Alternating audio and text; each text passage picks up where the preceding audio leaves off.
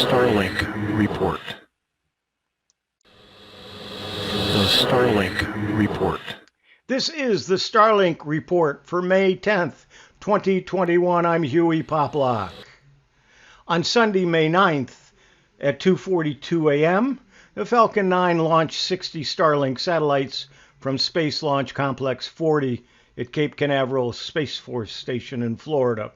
After the stage separation, Falcon 9's first stage returned to Earth and landed on the Just Read the Instructions drone ship. This was the first Falcon 9 first stage booster to complete a 10th launch and landing.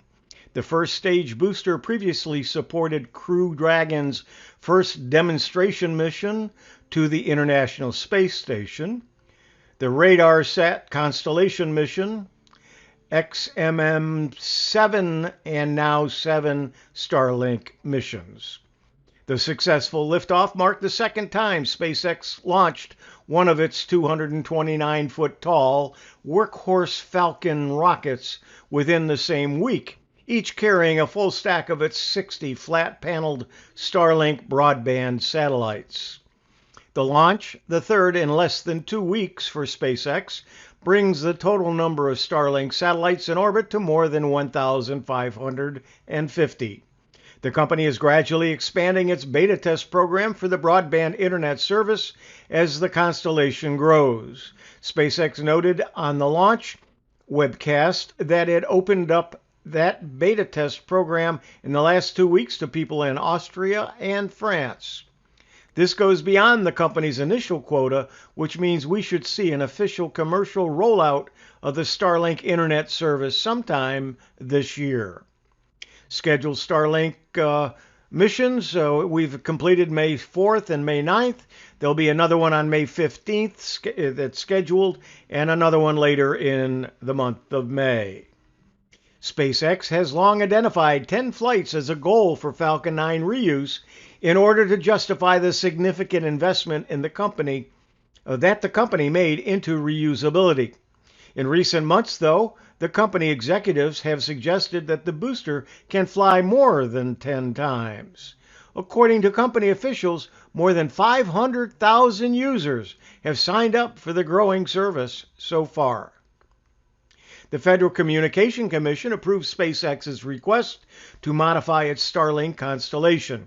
The modification will move 2,814 satellites originally approved for launch in orbits of 680 to 800 miles to orbits of 335 to 354 miles, similar to the 341-mile orbits used by the existing Starlink satellites.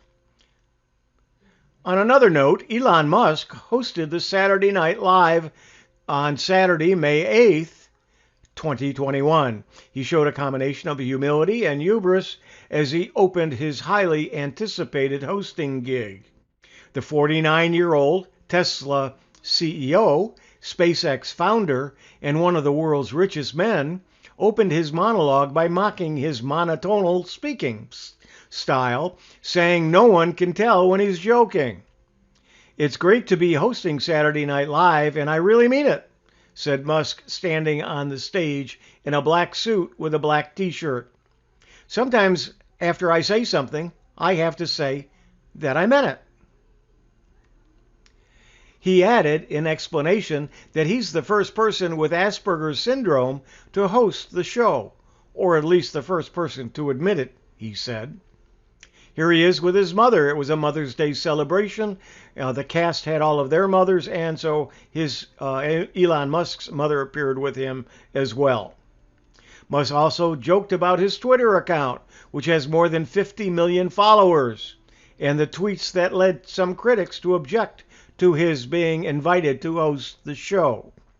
"Look, I know I sometimes say or post strange things, but that's just how my brain works," he said. Then Musk added a boast that got his biggest laugh of the night and an applause break from the studio audience.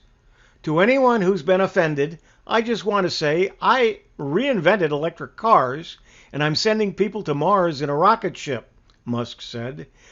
"Did you think I was also going to be a chill, normal dude?"